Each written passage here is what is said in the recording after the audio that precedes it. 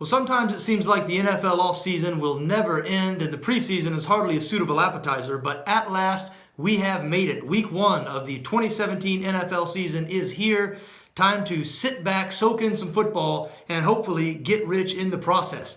Now, we know week 1 can be a little bit weird and tricky at times, but opportunity abounds, and hey, I'm not going to be shy after sitting around for months waiting on football. So there are 4 games that I have my eye on this weekend. Would like to go through them now quickly. Let's see if you agree with me. Let's start in Detroit, where the Lions host the Arizona Cardinals. Arizona, a 1.5 point favorite in this game, 47.5 the total at BetSafe. Now, the Cardinals coming off a disappointing season. They just couldn't overcome the injury to Carson Palmer, but they did play very well defensively, second in the NFL in total defense, and they found themselves a running back in young David Johnson. Johnson finished the year with over 1,200 yards rushing, 16 touchdowns, and he was also very active as a receiver out of the backfield. He'll be facing a Detroit defense that ranked 20th in the NFL against the run last season and produced the second fewest sacks in the NFL. The Lions were not very good up front defensively, so this an excellent chance for the Arizona offense to get off to a fast start and really reestablish the identity of a couple of years ago, and they're one of the best offenses in the NFL. You look at the Detroit offense, meanwhile, Matt Stafford back once again, but boy, at times last year he had to look around and say, where is Calvin Johnson? Golden Tate, Marvin Jones, fine receivers, but they are no Megatron, and this Detroit offense really missed what Johnson provided them in terms of stretching the field.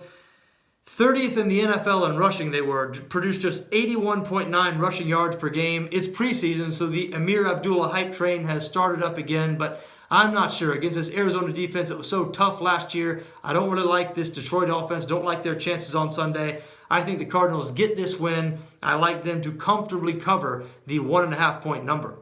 Moving on now to Los Angeles, where the new-look Rams host the Indianapolis Colts. LA, a 4-point favorite at BetSafe, 41.5, a low total in this one. You can understand why the total's low. Indianapolis really banged up for this game. Andrew Luck out. Scott Tolzien starts in his place.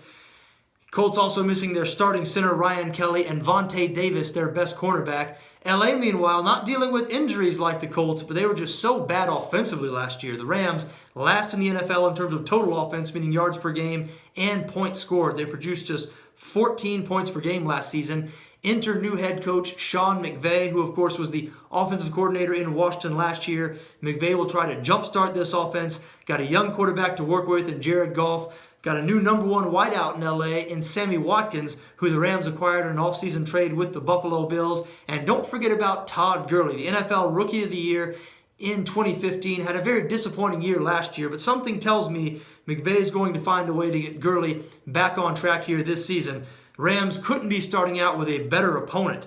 The Indianapolis Colts, 30th in the NFL in total defense last year, really revamped their roster, but still, we do not expect the Colts to be strong defensively this season. And again, with Scott Tolzien at quarterback in place of Andrew Luck, not sure what they're going to be able to do offensively in this game against a good young LA Rams defense. So I think the Rams get a win in front of their home fans here. Going to be different, hopefully for them, going to be different than their start last year when they lost 28-0 to the San Francisco 49ers on opening night. Don't think we're going to see a repeat performance from the Rams. I do like them to win this game and cover the 4-point number. Let's stay out west now and move up the coast to San Francisco, where the Niners host the Carolina Panthers. Carolina, a 4.5 point favorite at BetSafe, 49.5 the total in this game. Now, everybody expects San Francisco to be awful this season. Their season-long win total at BetSafe is just 4.5. And while I don't expect them to contend for the playoffs, I do think they might be a little bit more competitive than most people are expecting. The new coach Kyle Shanahan brought in some guys who are familiar with his system, most notably quarterback Brian Hoyer, who had the best years of his career with Shanahan in Cleveland, and wideout Pierre Garçon, who should instantly be the number 1 option in the passing game for these 49ers. And I think the Niners are going to be able to run the football. Carlos Hyde averaged 4.6 yards per carry last year behind one of the best offensive lines in the NFL. And Sunday they're facing a Carolina defense that really struggled last season. The Panthers 26th in the NFL in points allowed. They're really living on reputation at this point. And you look at that offense, Cam Newton a question mark after attempting just 2 passes in the preseason. Remember, Newton underwent off-season shoulder surgery. I know there's a lot of buzz about some new weapons they have there in Carolina, guys like rookie Christian McCaffrey. But I'm not sure they're going to start fast here with Newton not getting many reps at all in the preseason, going on the road to face this San Francisco team. Carolina just 2-6 on the road last season. I think the Niners a sneaky play here as a 4.5-point dog. I am on that side of it. Final game I'll be involved in this week 1. What about the last game of the week, the late game on Monday? Denver Broncos hosting the LA Chargers, the Chargers' first game since moving from San Diego. Denver a 3.5-point favorite at BetSafe, 43.5 the total in this game.